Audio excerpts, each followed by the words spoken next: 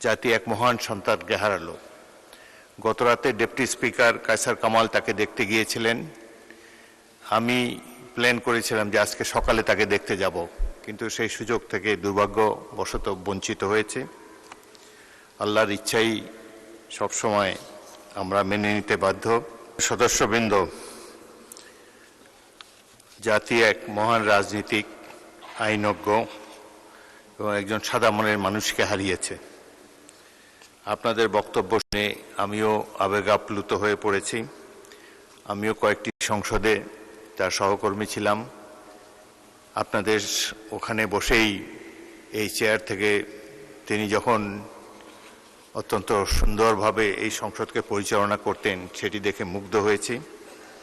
বিশিষ্ট আইনজীবী ছিলেন তিনি।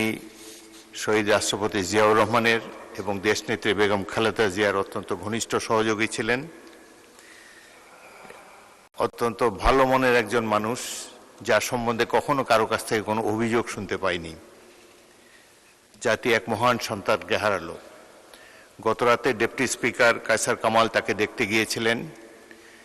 আমি প্ল্যান করেছিলাম যে আজকে সকালে তাকে দেখতে যাব, কিন্তু সেই সুযোগ থেকে দুর্ভাগ্যবশত বঞ্চিত হয়েছে।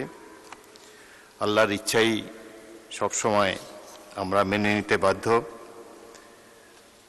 তো আমরা তার রুহের মাগফিরাত কামনা করি এবং তার সুযোগ্য সন্তান ব্যারিস্টার নওশাদ জমির এবং অন্যান্য পরিবারের সদস্যবৃন্দর প্রতি গভীর শোক জানাই এবং আল্লাহর কাছে কামনা করি এই শোক সহ্য করার তৌফিক যেন আল্লাহ তাদেরকে দেন।